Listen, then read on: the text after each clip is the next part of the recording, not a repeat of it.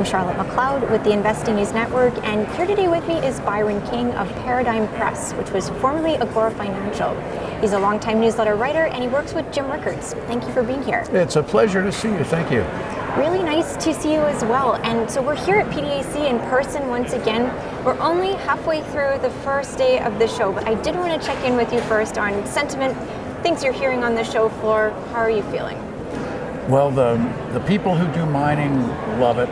The people who invest, if they know mining, they're there. But there's really just a lot of ambivalence in the rest of the market towards the mining sector. For as much as I would say the public, the general public, wants to be green and wants to decarbonize, and everybody wants to be a good person and not emit carbon and all that. They don't seem to be very excited about mining in terms of investing, because downstairs on the factory floor, so to speak, there are some great companies, fabulous companies, beaten down companies. The prices are just giveaway prices for so many great companies, great projects, great people, great management teams. So this is the right place to be if you really want to go bargain hunting, because there are plenty of bargains to hunt. All right, so the first thing I want to be talking with you about today is the Yukon, because we've seen some M&A activity up there, and I know it's a jurisdiction that you watch quite closely. Mm-hmm. So what's been going on up there? We had Victoria Gold make a bid for ATAC, which I realized I may be saying their name wrong. It might be ATAC, I'm not sure. I say it both ways. Okay. Try to potato, ATAC, It's a little bit tricky. So anyways, we had a bid from Victoria Gold. Ultimately, that didn't happen. Now it looks like they might be acquired by Hecla. It seems like that's still in progress. So can I get your take on what's going on up in the Yukon? Well, clearly people have discovered the Yukon. I mean, big mining, we've got Hecla, other companies that are up there, Rio Tinto, Newmont. I mean, other companies are looking around, sniffing around. Whenever you talk to a junior company in the Yukon, they will tell you, quite frankly, we have lots of NDAs out there, non-disclosure agreements. The big guys are coming in, looking around, kicking the tires, seeing what's there. Clearly, in terms of just safe jurisdiction, in a world of turmoil, in a world where you just don't know what you're getting into, where you go, you do know what you're getting into in the Yukon, which is a very safe, very predictable jurisdiction with lots of pretty good First Nation relationships, infrastructure, an infrastructure that's building out more roads, more power, what have you. They're talking about connecting the Yukon grid with the British Columbia electrical grid. And so a lot of just general attractiveness to the Yukon as a place to go. I need to just say this is the 125th anniversary of the Yukon Gold Rush. So to the extent that anybody cares about historic events like that, it was a historic event, and it's a nice sort of marker that the Yukon has been on the map of the mineral world for 125 years. It's been around for a while. That is significant, and it sounds like still even today so many good factors going for it. So, absolutely. So we've got that M&A attention going on up there, but it's not the only place we're seeing it in the gold sector. So just to expand beyond what's going on in the Yukon, what's your take on the other deals that we've been seeing? Is this the big rush of M&A and gold that we've been waiting for a little while?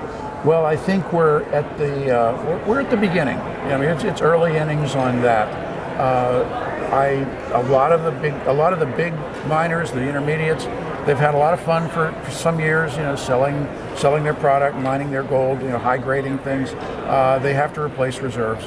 The only place you can replace reserves quickly, efficiently, with quality, with things that won't kill it won't kill your Wall Street attractiveness is by hunting in the junior space. And so there's plenty more to go. I mean, don't think that because Company A got bought by Company B, nuts, I missed that train.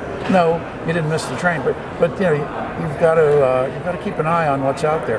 There are many companies out there. There are a lot more great companies out there than will ever be acquired. Some of these small companies, though, still have a lot of upside just on their own merits, just on the exploration work that they're doing. We're entering I don't want to say this time is different. No, we're just entering a whole new sort of an era of resource scarcity, you might say. I mean, in the olden days, if you wanted copper, you could get copper. You wanted nickel, you could get nickel. Not anymore.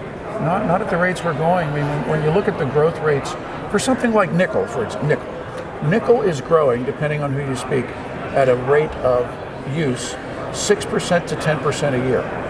Do the math on that. Well, that rule of 72 that accountants talk about. You do the math, at 10% a year, we're going to double the nickel demand in 7 years, 7.5 years.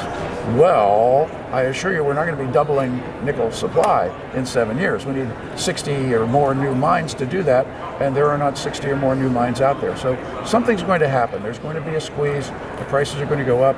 When just a little bit of that money that's invested in all these techie things and all these biotechy things and all these other things that buoy the rest of the big market, when just a fraction of that starts to trickle over into the hard asset space, the mining space, you're going to see astonishing rocket rides with many, many companies. I dare say it's really, as a newsletter writer guy, I've had companies that I recommended that were 10 baggers, 15. I even had some 40 baggers. You buy it at 40 cents, you sell it at 16 bucks, that kind of a thing. We're looking in the next few years in some of these spaces, we're looking at 100 baggers, 200 baggers. I mean, this is going to be just life-changing wealth for people who get in. Now, doesn't mean that we know exactly which company is going to do what, but you're starting to see some of that movement right now. It's easy to be enthusiastic about it if you understand the sector, if you understand what's going on. Okay, and one market, there's a lot of things where we're starting to see those squeezes, right? And I think one of them is uranium, which we had a chance to talk about the smallest bit in our last conversation. Now we're going to talk about it a little bit more. So to start off, maybe you could tell me, where do you think we're at in the uranium cycle, just to give us a sense of the market? Oh, we're in the second inning of a long game, yeah. The uranium was absolutely dead, in the dust, in the ditch, just, roadkill for a long time. Prices were down. You had, I guess we'd say that the Fukushima disaster in 2011 was, the kill shot, so to speak. And it's just been muddling along. For decades, the environmental movement, the Western environmental movement, was anti-nuclear, which they were anti-nuclear in the sense of waste disposal. They were somewhat anti-nuclear in the sense of mining. But all of a sudden, we're in this world where carbon is evil, carbon dioxide is terrible. We don't want that. But where's your baseload power going to come from? It's not going to come from windmills. We've had this discussion, you and I, in previous. Windmills are dispersed, solar windmill, dispersed, intermittent, high technology equipment that is very complex systems, most of the components of which come from China, and you don't do baseload with windmills and solar. You can generate power, you have to store it, you need backup power. You basically have to build three systems to get one load out of it. Whereas nuclear, you build the plant, and there you go. You've got baseload power for a long time to come. You don't have to build really big, huge, giant plants anymore. We've got the small modular reactors that are coming out. They are becoming a thing now, and they will be a serious thing within about 3-4 years. We're going to start seeing some of these things start to roll out in the real world. And in 10 years, you won't recognize the electric power industry. How do you power them? Well, with uranium. So anyhow, it gets back to pounds in the ground. The U.S. uranium industry was moribund. I mean, it was about a year or so ago. The United States produced essentially zero uranium. There were a few thousand, pounds. It just came out as practically an experiment. I mean, but if you look at the Department of Energy statistics, people who get paid to track this stuff, the U.S. domestic energy production system was nothing, zero, slightly more than zero. Now the U.S. imports 25% of its uranium from Russia. Well, say what you want about Russia, about what's going on in the world. This is not a safe predicament to be in, And so we are starting to see more and more focus on domestic production. The Department of Energy, the Department of Defense, Department of Commerce, very, very focused on rebirthing, so to speak, the American nuclear industry. It was pioneered by the U.S. in the 40s, 50s, and 60s, the Atomic Energy Commission, which was a successor to the Manhattan Project. But the Atomic Energy Commission used to buy uranium from producers in the United States and in Canada. It created that market, and then that all died in the 80s and the 90s and the 2000s. But so we have to rebuild it. And the people who are rebuilding it, I mean, some of the names, we've mentioned, UEC, Fission Energy, UR Energy. I mean, a variety of interesting companies out there that are doing very, very well in the uranium space. And that's just in the U.S. And you throw in Cameco of Canada and some of the other, the Canadian plays that are out there too. Uranium is a good, solid space to be in over the next few years. It's a rising tide for sure. I think it's interesting you told us we're in the second inning. This is really early, and I think that some people have been in the market for quite a while, and so they feel like it should be further along than it actually is, and there's some impatience that seems to be building with when is this going to happen? When is the price going to rise? When are my stocks going to go up? So what would you have to say about that? Well, all I can say is I feel your pain. I have been invested in some of these things in and out over the years, and you say to yourself, when is this thing going to happen?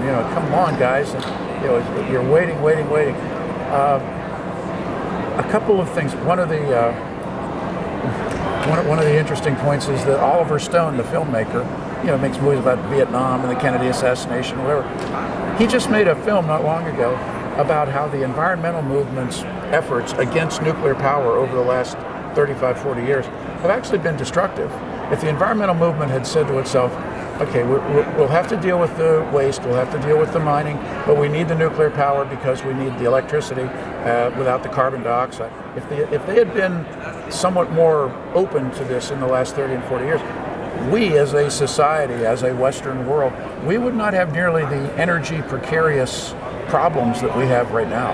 And so when somebody like Oliver Stone makes a movie knocking the environmental movement, that tells you something cultural is going on. And so I think that we're going to start seeing more and more of the environmental movement coming around saying, okay, we'll live with it, we'll live with the nuke. And we're definitely seeing a government push for it. I mean, the Defense Department, absolutely, and the Energy Department, absolutely, are hard over on this. And they have the power. They have the power to bring people into rooms with great big baseball bats, figuratively speaking, and get them all, singing along on the same sheet of paper. It's like EPA, Department of Interior, U.S. Forest Service, local, state regulators, get with the program. We need this stuff. Quit screwing around, or we're going to use our National Defense Authority to make it happen. And so you can do it the easy way, you can do it the hard way, but we're going to do it. Pretty interesting, a really exciting market for uranium. I also want to pick back up on graphite. This is another of our topics that we began to speak about. We have to bring it back up because I was really interested to hear you mention it. So graphite, I remember back when Tesla first erupted onto the market and they said we're going to make lithium-ion batteries for the electric cars. We were hearing about lithium, cobalt, and graphite, and then graphite kind of fell off the maps, but it seems like it's coming back now. We actually saw Tesla do an offtake deal with graphite companies. So what happened to graphite? Why are we maybe seeing some interest emerge again? Well, great question. First of all, for people who don't quite get this graphite thing, graphite is a mineral. It is a form of carbon. In many, many ways, it is a metamorphic product of geologic carbon. You take a coal bed, squeeze it really hard, you get anthracite. Squeeze that even harder under metamorphic conditions, and you get graphite. There's other graphite that's really interesting that comes from the core of the earth, but we're not going to talk about that. Although it's fascinating stuff geologically, don't get me started. You think of graphite as, graphite on a pencil. You think of graphite as, I can buy this stuff at the hardware store, squeeze it in the lock so that I can put my key in, it moves easier. Yes, because graphite is very slippery. Graphite is also an insulator, and so they use it in batteries. So when somebody talks about a lithium-ion battery or a nickel battery, there's more graphite in there than there is lithium. I mean, the volume, the weight is more graphite. So where do we get graphite from? Well, it's a mineral. You mine it from the ground, from metamorphic rocks mostly. Who is the main source? China. Why? Well, because they have the mines. They built the mines and the processing. And so we need a Western source for graphite. certainly in the future, as the demand for graphite explodes with the battery situation. No pun intended, considering these electric batteries in EVs. And I joke about exploding, but so anyhow, in the investment space, we've got graphite companies. One that is up and running, a real live Northern Graphite in Quebec. They are a real live company. They really do mine graphite. They really do process it. They really do have customers. You don't sell stuff into a market. You sell stuff to a customer, and the customers who write you a check. This is Northern Graphite. And then another interesting angle on graphite is that there's the mined graphite, and then they have what's called synthetic graphite, which is made out of petroleum coke, which is the crud. I don't say crud, it's actually valuable stuff on the inside of the catalytic, the cracking towers in oil refineries. And so you take, it's a mix of natural graphite or synthetic graphite, and every battery company has their own secret sauce, their own secret spaghetti sauce for how they make their graphite. But anyhow, there's a huge demand out there. Northern Graphite is an up and running company. They're actually in business and making some money. I'll give a shout out to another one that Next Source Graphite has one of the world's largest graphite deposits in Madagascar. And like here's Africa, and here's Madagascar, offshore of Africa, out in the Indian Ocean. There's a deposit there's several deposits of graphite on the south side of that island. They're so big and so expensive, you can see them from space. I've seen the satellite photos, and I've actually been there. Some years ago, I actually went there, and I went and kicked the rocks. Very, very impressive deposit, really great team. They have been working for years to put this project together, and they have done very, very well. So I would recommend anybody out there, if you're looking at a couple of graphite plays, what should I look at?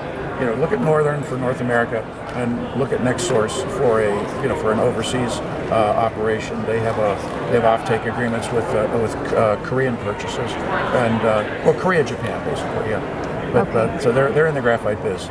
Okay, that's very helpful.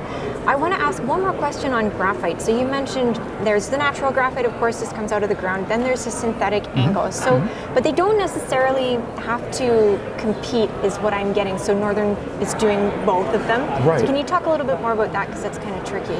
Yeah. Well, now you're getting into sort of the mechanical and the chemical engineering of making batteries. We mentioned that the graphite is an insulator. So you've got, you'll have lithium, you'll have graphite, you'll have lithium, you'll have graphite, and the idea is that your electricity is moving around in the lithium, and you're storing it in the lithium. The graphite is just there to kind of keep everything separate. And when we talk about battery fires, for example, it's because the lithium forms what are called little dendrites, little growths, little crystalline microcrystals that grow through the graphite, and then they short circuit, and then they heat up, and then the battery catches fire. Well, the better graphite that you use, the higher quality of graphite that you use, the less likelihood there is of this dendritic growth. And so using really good graphite is an absolutely critical point to having safe batteries that won't blow up and explode on you. So that's part of the engineering that goes into it. And when we say there's synthetic graphite from petroleum coke, and then there's the natural flake graphite that comes out of the ground. Again, we get back into the secret sauce that every battery company does it their own way. They've got their chemical engineers, they got their mechanical engineers, they got their material scientists, and they say, oh, we've got the perfect recipe. We need a little of this, a little of that, and we can treat it a certain way, process it a certain way. Everybody does it differently. From the standpoint of the battery company, or the graphite company, from the standpoint of the graphite company, you have to work with your customer, and what do you want? What is the blend? What is the size of the flake? You get into all sorts of nitty-gritty details. But that's why you want to have a battery plate where the people actually know what they're doing, so that the guys over here can talk with the guys over there, and they can all make it work. Okay, and if we are going to be talking about commodities where we have supply concerns and all these kind of their more rare ones, we have to talk about rare earths as well. And so rare earths usually come to the fore once in a while, a lot of the time when there's a clash between China and the US, because China's the dominant producer. I don't think we're in one of those times right now, but I wanted to check in with you on rare earths, where we're at. And of course, the problem there is with not so much maybe the mining, but also the processing. Absolutely. There are many, many rare earth deposits. There's nothing. Every deposit is different. Every deposit takes its own development cycle. You need your own. You need your geology. You need your engineering. You need your logistics. I can think of several outstanding, incredibly good geological deposits that hold massive rare earths, but they're on the far side of nowhere. There's no road, no power line, no nothing. And it's like, interesting science, not an interesting investment play. In terms of developing a rare earth play, a lot of companies are working on the traditional mining metrics, you might say. What's the grade, what's the tonnage, what's the size, what's the scope. I mean, if we start mining at a certain rate, how many years worth of mine life do we have? Things like that. But once you do that and you mine this stuff out of the ground, you have a truckload of rock. Now what are you going to do? Like, well, gee, okay, you do the mining thing, you crush it, you concentrate it, you separate the junky stuff that you don't want from the minerals that you do want. But again, you've got these polypropylene bags or these barrels full of really interesting, minerals. Now what do you do? It's called processing. And this is where the Chinese dominate. It's not that the Chinese have rocks that nobody else has. Other people have the same kind of rocks. It's that they mine it under Chinese environmental circumstances, Chinese labor rates, wage rates, things like that. But then they have entire processing sequences that they've been building up for the last 35, 40 years, And so they have a system where they are a bulk commodity producer of these rare earth different elements, different forms. It could be a salt, a carbonate, some sort of a compound of it, and maybe even the actual metal itself. Not that you hardly ever see the metal itself, but you do. So the Chinese have this advantage over everybody. The rest of the world, the other 6% of the world that doesn't, that isn't the Chinese output, they have to basically, the rest of the world has to catch up to 35 years of a Chinese head start on this. And it's not that you can't. I mean, it's not that we can't do the chemistry, we can't do the chemical engineering, whatever. But the West in general, United States, Canada, Western Europe, high-cost jurisdictions to do business. Land is expensive, labor is expensive, lots of regulations, lots of lawyers, lots of taxes. Hard to get permits. I mean, we could go down the list of the whole business environment of why this is hard. Okay, and having said all of that, in the West, we have a couple of very, very innovative outfits that are doing things in terms of the processing, the downstream processing. I'll mention two, if you don't mind. If the viewers don't mind, I'll mention two. They'll love it. Yeah, sure. Fission Energy, Fission Energy, which has the White Mesa uranium processing plant in southeast Utah. It's a little corner of Utah there. They process uranium. Well, guess what? The same equipment, much of the same chemistry, many of the same people that you use to process uranium ore into yellow, you can also add a circuit to that and you can process rare earths. So guess what? They are setting up a rare earth processing system in Utah. Very, very promising. Fission is very good at what they do uranium-wise. They're very good at what they're going to be doing rare earth-wise. They'll probably be using mineral sands, monazite sands, which have the uranium and thorium in there. They can handle the radiation of the monazite sands, but then they can also process out the rare earth elements that you want. Another one that is really coming along, astonishing progress. It's called UCOR, U-C-O-R-E, UCOR, UURAF on the OTC, and they've been around for a while. They started out as UCOR. They started out as a uranium play, then they were something else. They own a deposit in Alaska. What they're really doing right now, though, is building a processing facility. They've been doing the engineering. They did the bench work, the little laboratory bench work where the bench is 3 foot by 6 foot. Then they have a pilot plant in Kingston, Ontario, and they will very shortly be announcing the location of a major up and running size of half a football field plant in, I can say, the state of Louisiana. And so, and again, it's not that that you sell to a market, you sell to customers. And the idea of where Yukon is coming from is that they are talking with the people who buy this stuff, and we call them automobile makers, with names like Ford and Toyota, things like that. And so when you get your end user, with a company, named the Ford company or the Toyota company, when you get companies like that in there talking with you about signing 10-year contracts to supply metals, now you're looking at some serious money. And so I like Fission and I like Yukon as companies that are just right out there, and I'm not talking about way out there. I'm talking about in the next 18 months. They're going to make things happen. We're actually going to see, metals and oxides and stuff come out the far end of the circuit.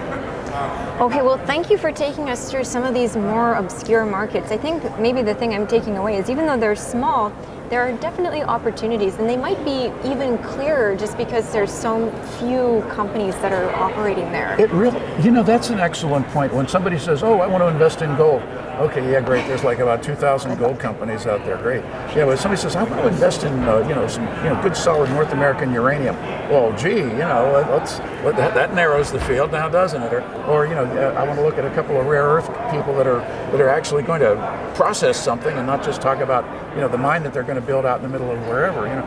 That's a really small circle of friends on that one. Yeah. So. That's true. So I think we can wrap it up there, unless you had any other points that you wanted to leave investors with. Well, here we are at PDAC, obviously, and it is this is a technical conference. It's a focused conference.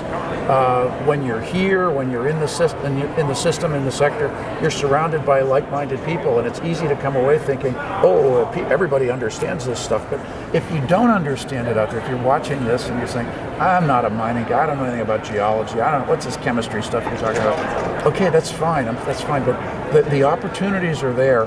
And I'm telling you that in this era where we're headed, where the supply is like this and the demand is like that, we are looking at massive gains for certain of the companies, certain of the people who are in this supply chain.